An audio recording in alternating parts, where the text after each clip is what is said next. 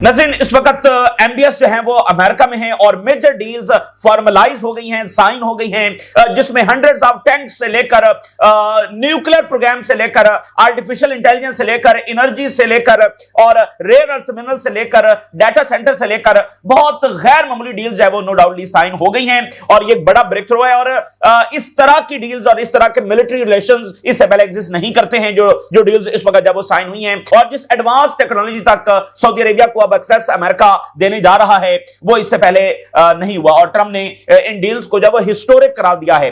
तो Saudi Arabia अब major non NATO alloy जाहिर है कि अमेरिका का बन गया है और साथ ही प्राइमरी पार्टनर बन गया है। रीजन के अंदर अमेरिका का प्राइमरी पार्टनर बन गया है इन एग्रीमेंट्स के बाद। तो इन डील्स के हवाले से रीजन का नक्शा किस तरह से बदलेगा, balance of power in reference to Israel किस तरह से बदलेगा। और देखिए ये जो सारी वो टेक्नोलॉजी और वेपन्स दे रहे हैं, क्या सऊदी अरेबिया जो कल को अगर इजराइल के साथ को फटा होता है तो उनके खिलाफ इस्तेमाल कर सकता है? ये बहुत मेजर क्वेश्चन है। और देखिए अमेरिकन मॉडल तो ये है कि यहां जो भी दिया जाता है वो ईरान के खिलाफ होता है और अब जाहिर है इन ब्रॉडर स्ट्रेटजी जो चाइना के खिलाफ जंग है, जो चाइना की कंटेनमेंट है उसका वो हिस्सा है।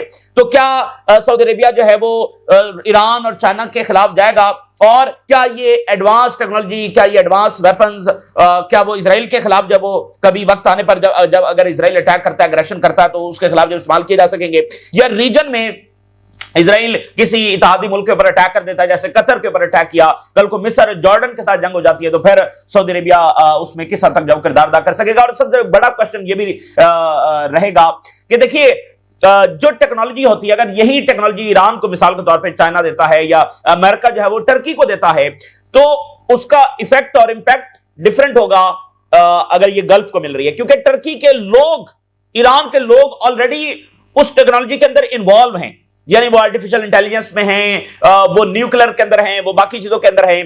तो सऊदी अरेबिया या गल्फ कंट्रीज में उस तरह की एक होम ग्रोन टेक्नोलॉजी उस तरह से एग्जिस्ट नहीं करती है। तो टेक्नोलॉजी या नॉलेज तो आपके पास तब आएगा ना जब आपके अपने लोग उसमें इन्वॉल्व होंगे। मतलब अमेरिकन बैठे हुए हैं, उन्होंने डाटा सेंटर्स बना दिए, उन्होंने आर्टिफिशियल इंटेलिजेंस ले आए और आपके लोग उसमें नहीं है प्राइमरी पोजीशंस में और आपके लोगों तक वो नॉलेज और वो बेस नहीं बन सकी, ठीक है ना, वो बुनियाद नहीं बन सकी, तो वो अमेरिकन बैठे हुए हैं, वो कल को इसको उठाएंगे और ले जाएंगे वापस। तो ये एक सबसे मेजर चैलेंज अब रहेगा। और फिर देखें गल्फ की एक पॉलिसी ये भी है कि आप वहां पर जाकर नेशनल नहीं हो सकते हैं, आप उस तरह से जैसे यूरोप में चले जाते हैं तो वहां पर उस तरह से नहीं जा सकते। तो अब ये भी उनके लिए बहुत बड़ा चैलेंज होगा, क्योंकि जो आर्टिफिशियल इंटेलिजेंस के एक्सपर्ट्स हैं, बाकी टेक्नोलॉजी के एक्सपर्ट्स हैं, उनके लिए कुछ ऐसी इमारत तो देना होगी कि वो वहां पर आए और वहां पर जब वो सेटल हो सके। तो ये मेजर चैलेंजेस हैं जिनका उनको सामना करना है। लेकिन बहरहाल जो भी डील्स हुई हैं उससे इजराइल परेशान है। लेकिन इसके साथ जो एक बड़ा वाकया हो गया है कि एमबीएस वहां पर मौजूद है तो रीजन में बड़ी मेजर एस्केलेशन जब हो गई है। लेबनान में इजराइल ने बहुत मेजर अटैक्स कर दिए हैं, बल्कि गजा से वेस्ट बैंक से लेबनान तक बड़े ही लार्ज स्केल अटैक्स जब किए गए हैं और लेबनान के अंदर स्टूडेंट्स को भी निशाना बनाया गया है। और सीज फायर के हवाले से जो सबसे बड़ी एस्केलेशन है वो अभी पिछले घंटों में सामने आ रही है। लेबनान में बड़े मेजर लेवल के ऊपर शहादतें जब वो हो गई हैं, स्टूडेंट्स भी उसके अंदर शहीद हुए और पूरा लेबनान इस वक्त गम के अंदर डूबा हुआ है, पेन के अंदर है और लेबनीज गवर्नमेंट साइलेंस है, लेबनीज गवर्नमेंट बिल्कुल खामोश है और उसने कोई रद्देमल इजराइल को नहीं दिया। तो उधर से इजराइल धमका रहा है कि वो और ज्यादा अटैक करेगा। तो सूरत हाल यहां पर इस तरह से खराब हो गई है कि लेबनीज गवर्नमेंट साइलेंट है, लेबनान गम में डूबा हुआ है, स्टूडेंट जब वो शहीद हुए हैं और इस तरह, और इजराइल मजीद धमका रहा है। तो ये वाली सिचुएशन कि लेबनान के लोग मर रहे हैं तो गवर्नमेंट साइलेंट है, ये कितनी देर जब वो जारी रह सकती है? और उल्टा वो गवर्नमेंट जब वो हिजबुल्लाह को प्रेशराइज कर रही है और गवर्नमेंट भी क्या है, दो लोग, बल्कि स्पेशली अगर हम बात करें तो एक पर्सन द प्रेसिडेंट, ठीक है ना, बाकी देखें नबी बेरी तो खुलकर रेजिस्टेंस के साथ है, लेबनान के लोग रेजिस्टेंस के साथ है, पूरी अरब स्ट्रीट वो रेजिस्टेंस के साथ है। तो फिर ये गवर्नमेंट कितनी देर खामोश है वो बैठी रहेगी और ये सूरत हाल ज्यादा देर कंटिन्यू नहीं रह सकती, क्योंकि ये बहुत बड़ा आप कह लें कि एक नया अग्रेशन इजराइल ने किया है जिसके अंदर स्टूडेंट्स शहीद हुए हैं और पूरा लेबनान जो इस वक्त बहुत ज्यादा गम में डूबा हुआ है। और पोलैंड जो है उसकी स्टेट ओन्ड कंपनी किस तरह से इजराइल को मुसलसल एक्सप्लोसिव देती रही है। अगर ये कंपनी इजराइल को मुसलसल एक्सप्लोसिव ना देती तो इजराइल ये 2 साल में एग्रेशन जारी ना रख सकता। तो वक्त आने पर ये तमाम चीजें साबित होंगी कि कैसे जो कलेक्टिव वेस्ट है उसने इसमें अपना हिस्सा डाला है। अगर कलेक्टिव वेस्ट की मुकम्मल सपोर्ट, मुकम्मल सप्लाई, मुसलसल वेपन्स की डिलीवरी ना होती तो इजराइल ये 2 साल तक ना कर सकता। और जो इस वक्त वो धड़ल्ले के साथ हर मुल्क पर बॉम्बिंग कर रहा है, यानी कौन सा दुनिया में प्लेनेट अर्थ पर कोई एक ऐसा मुल्क बताएं जो इस तरह कई मुल्कों के ऊपर बमबारी कर रहा है और फिर भी वो उसका सेल्फ डिफेंस डिक्लेयर किया जाता है। अगर कोई और मुल्क कर रहा होता तो फिर वेस्ट का जब स्टांस क्या होता। तो इसलिए ये मामला यहां पर इस अंदाज में खराब है। और लेबनान के हवाले से अगर हम हेडलाइंस आपके साथ शेयर करें तो सिक्योरिटी काउंसिल का भी हंगामी इजलास इस पर बुलाया जा रहा है और उसमें जो यूनाइटेड नेशन की पीस कीपिंग फोर्सेस मौजूद हैं वो अपनी रिपोर्ट वहां पर जमा करवाएंगी कि कैसे इजराइल जो है वो एक तो वॉल बना रहा है और यूनाइटेड नेशन की फोर्सेस ने बताया है कि कंक्रीट वॉल बनाई जा रही है, यानी उस ऑक्यूपेशन को परमानेंट किया जा रहा है। और फिर यूएन फोर्सेस बताएंगी कि कैसे हजारों मर्तबा, नॉट डजन्स ऑफ टाइम और हंड्रेड्स ऑफ टाइम बल्कि थाउजेंड्स ऑफ टाइम्स इजराइल ने कैसे सीज फायर की जब वायलेशन किया। तो सिक्योरिटी काउंसिल में वो करने जा रहे हैं। मुख्तलिफ जगहों पर लेबनान में अटैक्स हुए हैं और उसमें 14 शहादतें हो गई हैं। 1 दर्जन से ज्यादा लोग जख्मी हैं, 14 शहीद हैं जिसमें बच्चे भी शामिल हैं, स्टूडेंट्स भी शामिल हैं। Multiple Israeli attacks on southern Lebanon kill at least 14 people. 14 लोग उसमें अभी तक की रिपोर्ट्स के मुताबिक शहीद हुए। फिर एक एन अल हिलवे, ये एक एरिया है जहां पर बहुत बड़ा मैसेकर इन्होंने किया है और Israeli attack kills 13 in the southern Lebanon. सिर्फ इस एक जगह पर 13 लेबनीज जब वो शहीद हुए हैं और ये इसको इजराइल ने जब ट्रेनिंग कैंपस करा दिया है। ट्रेनिंग कह रहे हैं कि यहाँ पर हमास जब वो ट्रेनिंग कर रही है, हिजबुल्लाह ट्रेनिंग कर रही है, हालांकि वो एक फुटबॉल ग्राउंड है और उसकी पार्किंग में जब वो अटैक किया गया और वहां पर बहुत सारे सिविलियंस मौजूद थे और उनकी शहादतें हुई हैं। 13 उस एक ही जगह पर जो है शहीद हुए। फिर एक और जगह के ऊपर एक लेबनीज शहीद हुआ है और 11 जख्मी हुए हैं जिसमें स्टूडेंट शामिल हैं। इसमें एक कार के ऊपर अटैक किया गया, कार के साथ ही जो स्टूडेंट्स की बस जा रही थी, स्कूल बस जा रही थी, उसमें छोटे बच्चे थे, तो कार भी तबाह हो गई। उसके ऊपर 2 मिसाइल फायर किए गए और साथ ही उसके पीछे स्कूल बस थी, तो वो भी बहुत बुरे तरीके से डैमेज हुई। एक शहादत वहां पर हुई है अभी तक की रिपोर्ट के मुताबिक और 11 जख्मी हैं। और ये एक उन्होंने अलतरी का एरिया है, ठीक है ना, यहां पर उन्होंने ये किया है। एक जगह पर अटैक करके 13 शहादतें हुई हैं, एक जगह पर 1 शहादत और 11 जख्मी हैं। तो ये बड़ी पेनफुल सूरत हाल है और खासकर ये जो बच्चों वाला हुआ है, स्टूडेंट्स वाला हुआ है, स्कूल बस वाला हुआ है, ये तो बहुत ही आप कह लेंगे अक्रॉस द रीजन इस वक्त बहुत ज्यादा गुस्से की लहर है जो पाई जा रही है। तो अब आप देखिए, जैसे इजराइल क्लेम करता है अस्पतालों पर बमबारी करके और कहता है कि यहां पर जब वो हमास थी और वहां पर हिजबुल्लाह थी, अब वो एक यानी फुटबॉल ग्राउंड में अटैक करके कहता है यहां पर ट्रेनिंग जब वो इन्होंने बनाए हुए थे, ट्रेनिंग सेंटर्स बनाए हुए थे, तो हमने उसको जब अटैक किया। तो इसमें सबसे खौफनाक बात है लेबनीज गवर्नमेंट के साइलेंस। लेबनीज गवर्नमेंट ने अभी तक पब्लिकली कोई इस पर रिएक्शन नहीं दिया है। यह सबसे खौफनाक बात है कि जैसे वो दरवाजे खोल रही है इजराइल के लिए। भाई जब आपने ये जो इतना बोगस फैसला दिया और इतना डिजास्टर्स फैसला किया जिसके नतीजे अब लेबनीज लोग भुगत रहे हैं कि जी हिजबुल्लाह डिसाम होगी, इजराइल भी कह रहा है हिजबुल्लाह डिसाम होगी और लेबनीज गवर्नमेंट भी कह रही है हिजबुल्लाह डिसाम होगी। अगर हिजबुल्लाह को डिसाम करना ही था तो सबसे पहले इजराइल का विड्रॉल डिमांड करते, फिर 2 तरफा और नेशनल डायलॉग के अंदर यह बात आपस में आगे बढ़ाते, इसको इजराइल को एक पार्टी बनाकर ये इस चीज के ऊपर मोहर सबत करना कि ठीक है हिजबुल्लाह डिसाम होगी। तो वो तो एक लेजिटिमेसी दे दी गई ना कि ये गलत चीज है और ये मतलब इसको जब वो होना चाहिए। तो इजराइल यही तो कहता है कि हम फोर्सफुली हिजबुल्लाह को डिसाम कर रहे हैं क्योंकि लेबनीज गवर्नमेंट जो खुद कहती है कि ये होना चाहिए लेकिन उनसे नहीं हो पा रहा, तो हम तो उनकी हेल्प कर रहे हैं। इतना डिजास्टर्स, मतलब आप जरा अंदाजा करें कि एक आम से बंदे को भी मिडिल ईस्ट में पता होगा कि क्या करना है और क्या नहीं करना regarding Israel.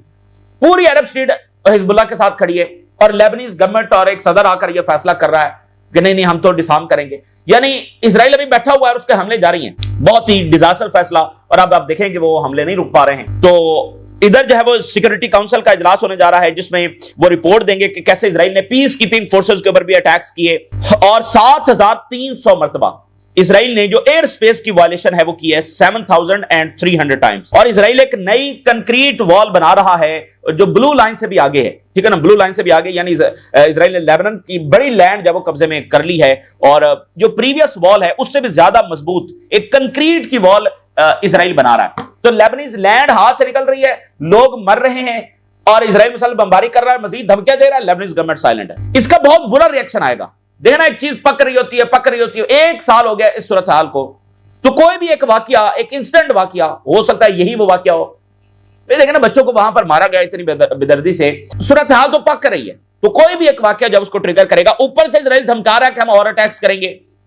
Lebanon strikes stokes fear of more Israeli military attacks, मजीद इजरायली हमले जब होने जा रहे हैं। जब लेबनीज गवर्नमेंट ने कहा कि वो कमिटेड हैं कि वो हिजबुल्लाह को डिसार्म करेंगे और हमास और बाकी जो पैलेस्टीनियन फैक्शंस मौजूद हैं, इतने बड़े नंबर्स में मौजूद नहीं है, बस ठीक है एक प्रेजेंस उनकी है, लेकिन वो कोई बड़े ऑपरेशन वहां से लॉन्च नहीं करते हैं। भाई इजराइल भी तो जैसे उसकी इंटेलिजेंस है वो भी तो हर जगह पर बैठी हुई है, तो उसको हम डिसार्म करेंगे। ये वो चीज थी कि जिसने खुद लेबनीज गवर्नमेंट को एक ट्रैप के अंदर डाल दिया।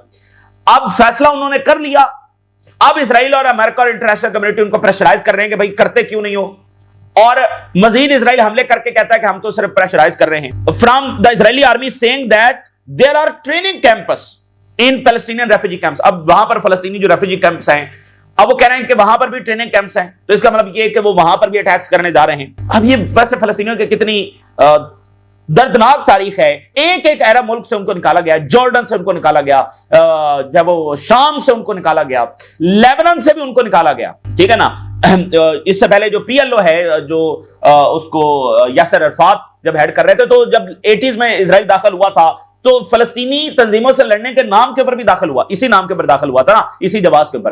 तो फलस्तीनियों को एक एक अरब मुल्क से जब निकाला गया, तो अब इजरायली आर्मी ये कह रही है कि जो फलस्तीनी रेफ्यूजी कैंप्स हैं वहां पर उन्होंने ट्रेनिंग कैंप्स बनाए हुए हैं, तो इसका मतलब यह है कि वहां पर अटैक होने जा रहा है। सो फियर यह है कि यह जस्टिफिकेशन है for the future attacks, for the future aggression.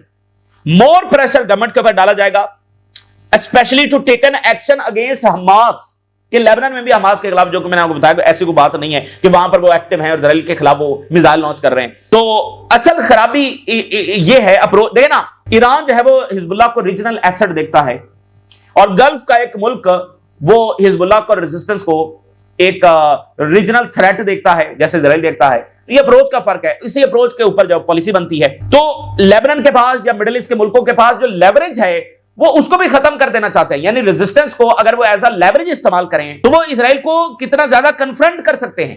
खुद वो कुछ करने के लिए तैयार नहीं है, रेजिस्टेंस को भी वो डिसार्म कर देना चाहते हैं। अच्छा जी, उसके बाद क्या? यानी वो रेजिस्टेंस को एक लेवरेज के लिए इस्तेमाल नहीं कर रहे कि ठीक है आप गजा खाली करें, आप वेस्ट बैंक खाली करें, आप फलस्तीनी रियासत बनाएं, रेजिस्टेंस खत्म हो जाएगी। कुछ ऐसा मुआहिदा, कोई ऐसी कमिटमेंट वो नहीं, बस यकतरफा की रेजिस्टेंस जब डिसार्म होगी। तो एक जंग के सिनेरियो में, और जब आगे मजीद जंगें नजर आ रही हैं, उसमें ऐसी डिजास्टर्स अप्रोच को लेकर चलना, तो उसके नतीजे में अमन तो नहीं होगा, और यही बल्कि इजराइल को और खुला मौका मिलेगा। जैसे आप देखें, हैरेट्स ने कितना बड़ा आर्टिकल लिखा कि अमन मुआहदे जो अरब्स ने किए, उसने इजराइल को मजीद फ्री हैंड दिया कि वो फलस्तीनियों के ऊपर अग्रेशन करे। अब कोई बंदा सोच सकता है कि आप अमन की कोशिश कर रहे हैं, नतीजा जंगें निकल रही, तो ये इजराइल है। इजराइल को उसकी अप्रोच के मुताबिक अगर डील नहीं किया जाएगा तो फिर यही नतीजा होगा। The government told Hamas they were banned from carrying out any operation in Lebanon or from Lebanon. अच्छा, कुछ वीक्स कबल इसी लेबनीज गवर्नमेंट ने एक और भी फैसला दिया हुआ है, एक और डिसीजन किया हुआ है कि हमास यहां से बैन है, वो कोई यहां से ऑपरेट नहीं करेगी, ये वो नहीं करेगी। तो अब इजराइल का आज जो उन्होंने स्टेटमेंट जारी किया कि लेबनीज गवर्नमेंट जब हमास को भी यहां से निकाले। सो बहुत ही डिजास्टर पॉलिसी और disasters approach. So fear is now कि we are on trajectory of escalation, यानी ट्रैजेक्टरी ये है कि एस्केलेशन हो रही है, ऐसे ग्राफ ऊपर जा रहा है। ये ऐसा नहीं कि इवेंट्स ऐसे नीचे को मामलात लेकर आ रहे हैं, नहीं, मामलात तो ऊपर की तरफ जा रहे हैं। ट्रैजेक्टरी जो है एस्केलेशन की है, आगे हमले बढ़ेंगे। राइजिंग टेंशंस हो रही हैं और Israel threatening to escalate military action against Hezbollah. गांव के अंदर, उनकी विलेजेस के अंदर इजरायली जमीनी फौज दाखिल हो रही है। Lebanon attack a marked escalation of the ceasefire violation, यानी ये जो बहुत सारे इजराइल ने वायलेशन की है, उसमें ये वन ऑफ द वेरी, आप कह लें कि ग्रेव वायलेशन है, बहुत बड़ी वायलेशन है ये जो अभी हमले उन्होंने किए हैं। तो ये सूरत हाल है लेबनान की। अब जरा देखिए वेस्ट बैंक में जो ड्रिल्स हो रही थी उसका नतीजा भी आ गया है। इजराइल ने बहुत बड़े हमले वेस्ट बैंक में लॉन्च किए हैं, 100+ पैलेस्टीनियंस को डिटेन कर लिया है, और इसमें जो डिफरेंट वेस्ट बैंक के टाउन्स हैं वहां पर सेटलर्स जाकर बहुत ज्यादा खौफनाक हमले कर रहे हैं फार्मर्स के ऊपर, और घरों को जब तबाह कर रहे हैं। ठीक है, तो ये एक एथनिक क्लींजिंग जो वेस्ट बैंक में जारी है, ठीक है ना, और उसकी कोई बात भी नहीं कर रहा। आप देखिए चंद घंटों में उन्होंने 100+ पैलेस्टीनियंस को डिटेन कर लिया है। ये मेरा ख्याल है कि इस साल 1.5 साल का सबसे बड़ा अटैक है जो उन्होंने वेस्ट बैंक के, या शायद इस पूरे 2 साल का सबसे बड़ा अटैक हो जो उन्होंने वेस्ट बैंक पर लॉन्च किया है। सिर्फ चंद घंटों में 100+ पैलेस्टीनियंस को डिटेन किया है। और उधर गजा में देखिए, Israel conducts air raids in Rafah and Khan Younis women and child wounded in Israeli attack near Khan Younis. तमाम फ्रंट्स के ऊपर इजराइल ने अग्रेशन किया। और पोलैंड की कंपनी के हवाले से आप देखिए आज जो इंकशाफात हुए, इसलिए आप देखिए कोई मुल्क भी इंटरनेशनल मीडिया को अंदर नहीं जाने देना चाहता, क्योंकि जब इंटरनेशनल मीडिया अंदर जाएगा तो सबके खिलाफ एविडेंस जब सामने आएंगे। तो टीएनटी यानी बारूदी मवाद, आप सिंपल अल्फाज में कहिए कि वो एक्सप्लोसिव जो बॉम्ब्स, आर्टिलरी, ये सब में इस्तेमाल होता है, वो Poland is the only country in Europe and NATO जो ये इस लेवल के ऊपर इस लार्ज स्केल क्वांटिटी में बनाता है। तो टीएनटी फ्रॉम पोलैंड इसने फ्यूल किया इजराइल की बमबारी को ऑन गाजा। प्रोब्स रिवील्स, जो इन्वेस्टिगेशंस हुई है उसमें ये सामने आया है। Poland company accused of supplying explosives for Israeli war on Gaza. इस कंपनी ने, जो कि स्टेट ओन्ड कंपनी है, इसने बड़ा क्रूशियल रोल अदा किया है इजराइल की जेनोसाइड के अंदर। और जो बॉम्ब्स हैं, जो आर्टिलरी है, उसमें जो सारा एक्सप्लोसिव इस्तेमाल होता है वो इस कंपनी की तरफ से आया है, ठीक है। और this is the only major TNT producer in the European union and NATO, यानी ये एक ही मुल्क और ये एक ही कंपनी जो इस मेजर लेवल का प्रोडक्शन करती है। तो अगर ये कंपनी भी माइनस कर देते, अगर ये भी रिस्ट्रिक्शंस और सैंक्शन लग जाती, तो फिर ये सारी बमबारी जारी नहीं रह सकती थी। तो मजीद जो इन्वेस्टिगेशंस होंगी ये साबित करेंगी कि कैसे कलेक्टिव वेस्ट जब उसमें मौजूद था, कोई असला दे रहा है, कोई एक्सप्लोसिव दे रहा है, कोई इंटेलिजेंस दे रहा है, कोई कुछ कर रहा है, कोई पैसे दे रहा है, कोई वीटो कर रहा है, कोई डिप्लोमेटिक सपोर्ट दे रहा है, और उधर ओआईसी खामोश है। तो गजा जो है वो अकेला ही था, और इस वक्त भी देखें तो अकेला ही है, सिर्फ दुनिया के लोग उसके साथ खड़े हैं। लेकिन इन टर्म्स ऑफ गवर्नमेंट्स तो कोई ऐसा जो है वो हकीकी मानो उनके साथ कोई भी खड़ा नहीं हुआ। अच्छा जी, एमबीएस वहां पर मौजूद हैं, बहुत सारी डील्स हुई हैं, और अब्राहम अकॉर्ड के ऊपर भी बात हुई है। ओवल ऑफिस में मीडिया से बात करते हुए एमबीएस ने कहा कि हम अब्राहम अकॉर्ड का हिस्सा बनना चाहते हैं, लेकिन उन्होंने कहा कि हमारी कंडीशन है और वो ये है कि फलस्तीनी रियासत जब बनाई जाए। तो लेकिन ये आप देखें ना कि वो कह रहे हैं कि हम भाई अब्राहम अकॉर्ड का हिस्सा बनेंगे। और आप देखेंगे ऑलमोस्ट अब ये पॉलिसी जो है वो तमाम इस्लामी मुल्कों में जा चुकी है, सिर्फ एक ईरान के अलावा। कुछ ऐसे भी इस्लामी मुल्क हैं जो इसराइल को नहीं मानते, लेकिन अगर आप पिछले 6 महीने, 1 साल, 1.5 साल में देखें तो उन्होंने भी अचानक अपनी पॉलिसी बदल दी है कि हम टू स्टेट होना चाहिए। हालांकि उनकी 7 दहाइयों से यह पॉलिसी रही है कि वो इसराइल को मानते नहीं है। तो बहरहाल ये पसे पर्दा काम जारी है, और अचानक वो मुल्क भी कहना शुरू हो गए हैं कि हम टू स्टेट को मानते हैं, ठीक है, जो इसराइल को मानते भी नहीं है। यानी टू स्टेट को मानना तो असल में इसराइल को मानना है ना। अब जैसे ईरान टू स्टेट को नहीं मानता, ईरान एक ही स्टेट को मानता है, जिसमें वो कहता है कि तमाम मजहब के लोग रहें। इनके मजहब की बहुत बड़ी आबादी ईरान में रहती है। आपको पता है मिडिल ईस्ट में ईरान इज द कंट्री जहां पर इनके मजहब के सबसे ज्यादा लोग रहते हैं और सदियों से रह रहे हैं। सो ईरान एक ही स्टेट को मानता है और जिसमें तमाम मजहब के लोग रहेंगे। सो अब बाकी जो तमाम मुल्क हैं वो टू स्टेट जब वो करना शुरू हो गए। बहरहाल अगर वो ज़ाहिर है कि उस हद तक खड़ा नहीं हो सकते, तो चलो इतना ही वो कंडीशन कर रहे हैं तो ठीक है, फलस्तीन अगर रियासत जो वो कह रहे हैं, लेकिन ज़ाहिर है टू स्टेट यहां पर होगा नहीं। तो लेकिन ये लिमिट जरूर शो कर रहा है इन मुल्कों के पास भी, वो चाहते हैं इजराइल के साथ नॉर्मलाइजेशन करना, और पसे पर्दा उनकी बातें भी होती हैं, मुलाकातें भी होती हैं, सारा कुछ हो रहा है। लेकिन वजह क्या है? वजह अवाम है। अवाम के खिलाफ कोई भी इस वक्त जाने के लिए तैयार नहीं है।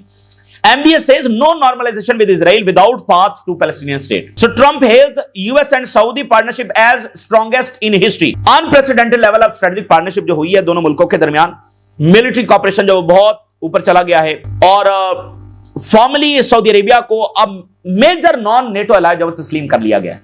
यानी एक तो है ना नेटो मेंबर्स, बाकी जो मुल्क हैं जो अमेरिका के बहुत करीब हैं उनको उनके लिए एक टर्म इस्तेमाल की जाती है नॉन नेटो एलाय, कि वो नेटो मेंबर नहीं है लेकिन बहुत करीब है। तो सऊदी अरेबिया को फॉर्मली जो है नॉन नेटो एलाय तस्लीम कर लिया गया है।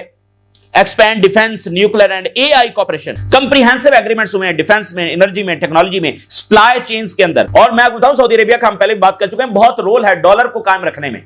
जब ये 70s के अंदर डॉलर का लड़खड़ाना शुरू हो गया था, तो तब जो डॉलर को एक नई जिंदगी दी वो सऊदी अरेबिया ने दी। जब सऊदी अरेबिया ने यह मुआहिदा किया कि हम ऑयल जो वो सिर्फ डॉलर में ही बेचेंगे, तब डॉलर को एक नई जिंदगी मिली थी, ठीक है ना। सो मिलिट्री टास्क को डीप किया गया है, और 300 अमेरिकन टैंक्स जो है, 300 अमेरिकन टैंक्स ये सऊदी अरेबिया खरीदेगा, और इसके अंदर में हंड्रेड्स ऑफ मैन्युफैक्चरिंग जॉब जो है वो अमेरिका में क्रिएट होंगी। और इसके साथ एक और मुआहिदा हुआ है, primary strategic defence partner SDA। ये बड़ा इंपॉर्टेंट मुआहिदा है कि रीजन में, यानी अमेरिका के सबसे क्लोज इत्तेहादी कौन है? इजराइल। तो अब उन्होंने एक मुआहिदा किया है, इसको लोग अब स्टडी कर रहे हैं कि प्राइमरी स्ट्रेटेजिक डिफेंस जो पार्टनर है, ठीक है ना, ये बड़ा ही गैर मौलिक है, यानी सबसे क्लोज तरीन इत्तेहादी। तो इसको बहरहाल अभी स्टडी किया जा रहा है, लेकिन ये एक नया और अलग मुआहिदा है। So civil nuclear energy corporation के हवाले से मुआहिदा हुआ है। ये अब न्यूक्लियर टेक्नोलॉजी जो है वो एंटर हो रही है सऊदी अरेबिया में। मल्टी $billion ये प्रोजेक्ट है, लॉन्ग टर्म पार्टनरशिप होगी न्यूक्लियर डेवलपमेंट्स के हवाले से। मिनरल्स के हवाले से एक फ्रेमवर्क जब बनाया गया है और डाइवर्सिफाई एक्सेस की जाएगी एसेंशियल मिनरल्स के लिए, और लैंडमार्क मेमोरेंडम हुआ है आर्टिफिशियल इंटेलिजेंस के हवाले से। सऊदी अरेबिया को एक्सेस दी जाएगी एडवांस अमेरिका के एआई सिस्टम से, और साथ यह भी हुआ है कि अमेरिका की इस इंटेलेक्चुअल प्रॉपर्टी को सऊदी अरेबिया सेव भी करेगा, यानी किसी दूसरे के हाथ नहीं जाने देगा, यानी चाइना की बात हो रही है। सो अमेरिका चाहता है कि चाइना को आउट करे सऊदी अरेबिया, और मिडिल ईस्ट के बाकी मुल्क जब चाइना को आउट करें, लेकिन सऊदी अरेबिया इसके लिए तैयार नहीं है। इन मुआहिदों के बाद इसमें चाइना के हवाले से क्या बात हुई है खुलकर, उसमें भी जब डिस्कस नहीं किया गया। और artificial intelligence, data centres technology, इसके हवाले से सऊदी अरेबिया और पूरे गल्फ को सबसे बड़ा चैलेंज यह रहेगा कि अगर उनके अपने लोग इसको नहीं सीख सके, उनके अपने लोगों तक ये नॉलेज नहीं पहुंच सका, उनकी होम ग्रोन टेक्नोलॉजी की वो बेस नहीं बन सकी, वो कम्युनिटी वो नहीं बन सकी, तो फिर इस टेक्नोलॉजी का उनको कोई फायदा नहीं होगा। अमेरिकन बैठे होंगे, वही कंट्रोल कर रहे होंगे, और 50 साल बाद 30 साल बाद वो यहां से उठाएंगे और टेक्नोलॉजी वापस ले जाएंगे। ठीक है, मतलब यहां कुछ भी नहीं होगा। तो जैसे टर्की, जैसे ईरान, ये मुल्क जो है, इवन पाकिस्तान को आप देखें, मतलब लोग हैं जो जिनका जो इसमें है, साइंस में, टेक्नोलॉजी में जितना भी है, लेकिन अब ईरान जब अपने सैटेलाइट्स, इसी तरह आप टर्की को देखें, ये गल्फ के लिए सबसे बड़ा चैलेंज है। और फिर उसके नतीजे में सोशल जो चेंजेस आएंगे वो कैसे वो से फेस करेंगे, क्योंकि वहां तो आपको पता है नेशनल आप नहीं बन सकते, उस तरह से सेटल नहीं हो सकते। तो जब आप टेक्नोलॉजी लेकर आ रहे हैं तो टेक्नोलॉजी के लोग लेकर आने पड़ेंगे, तो वो तो नहीं आएंगे अगर आप उनको ये गारंटीज नहीं देंगे। तो ये एक चैलेंजेस हैं उनके लिए। ये इस वक्त की ताजा तरीन सूरत हाल जो आपके साथ शेयर किया, आपने राज अदा करें। इजाजत दीजिए, अल्लाह हाफिज।